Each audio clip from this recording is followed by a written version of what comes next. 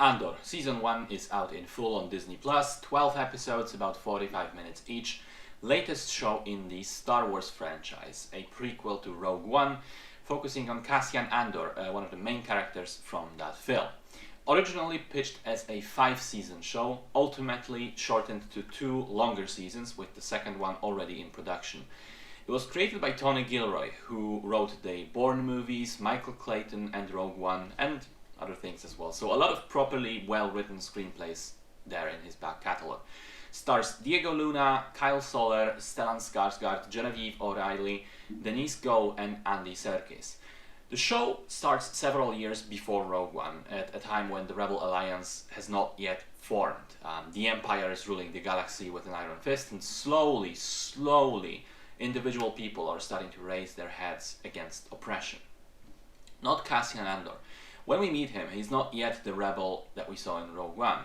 Far from it. He wants nothing to do with any sort of organized rebellion. He's just trying to survive. He's trying to protect his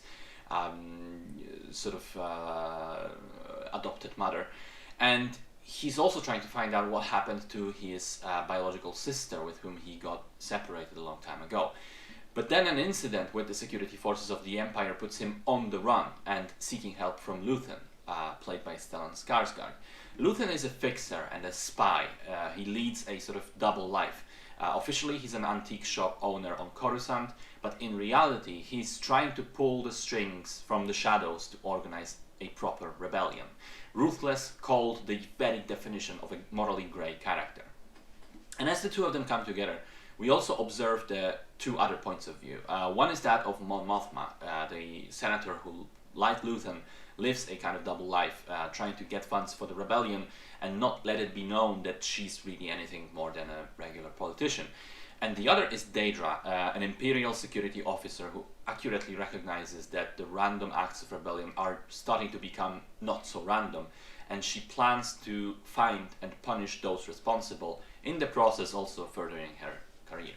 So, listen, I know what the initial reaction of people is going to be to yet another Star Wars show. I myself, when first heard about this being developed, thought to myself, well, first of all, I don't really care about this character at all. Secondly, since I don't think anyone does, it's probably not going to get, the proper budget and the proper care that the other shows would. Book of Boba Fett and Obi-Wan Kenobi. I mean, just for the character recognition, those 2 shows had the advantage of having a fan favorite character as the lead, so they would surely be much better. So I wasn't really interested in Andor, and then those 2 shows came out and they were terrible, and I thought, well, there we go then, so Andor is going to be even worse, surely. Well, color me fucking surprised, because this is easily the best Star Wars show. I think it's even better than The Mandalorian, and it's just a fantastic TV show on its own merit, regardless of the Star Wars connection.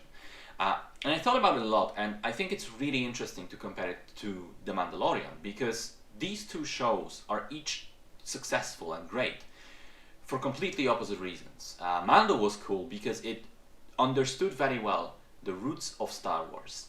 It went back to the early inspirations of classic Western and Japanese cinema and pulled from them, creating something that was kind of new, but it was very, very, very familiar. Whereas Andor looks at everything that was previously done in Star Wars and says, no, we're not going to do that. We're going somewhere else. We're not doing clear good guys versus clear bad guys. We're not doing a hero journey. We're not doing space wizards with lightsabers against an incompetent empire. What Andor is a spy thriller that is mostly interested in the mechanics of a successful, competent totalitarian regime, the tools it uses to oppress its society, the reasons why it can be successful, and then very slowly the cracks in that established system, the ways in which the oppression slowly becomes too much, and how and why individuals decide to rise up, to fight, to rebel. The writing is the best and most adult out of the entire Star Wars. The characters are all layered, the interactions between them are not dictated by the necessities of the plot, but rather by their own nature. Just to give you an example, there were a couple of times during the season where 2 characters are having a conversation. Character A wants something, character B is not convinced. And I, knowing the mechanics of a TV show, of the other Star Wars shows, but even just TV in general, I was expecting the scene to play out that the character eventually convinces the other person because the story has to move forward.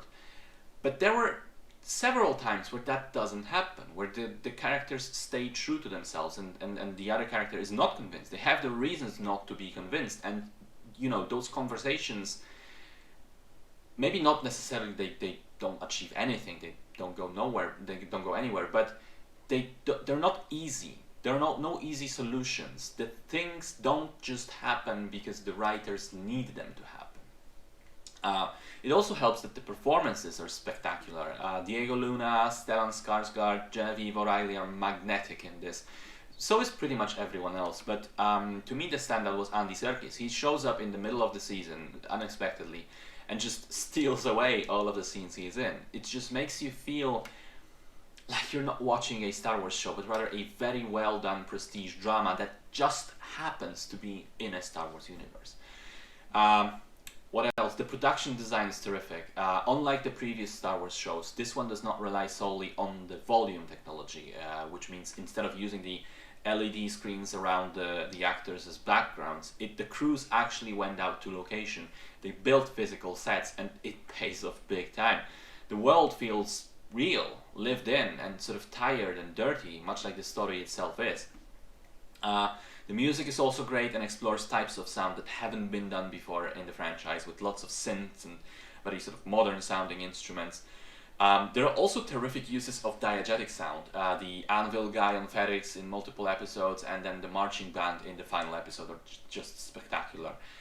I mean, really, I know I'm raving a lot about this and it makes me sound like a crazed Star Wars fan, but believe me, I'm trying to really look at all those properties with a cold eye, and it's not like I enjoyed Boba Fett or Obi-Wan. I think they were both awful. Andor isn't. It's a shining example of letting the creatives do their stuff and not relying on fan service or focus groups or cheap solutions to easy stories, and just ensuring that the story and the plot and the writing itself is the most important element, and that it's done well. And Andor succeeds there in a massive way. It's engaging, it's stressful, it's fascinating in terms of the themes it explores, and very satisfying in how it executes them. Seriously, do give this one a chance, even if it looks unconvincing on the surface. I know it did to me, because it's a fantastic show, even if you don't give two shits about Star Wars.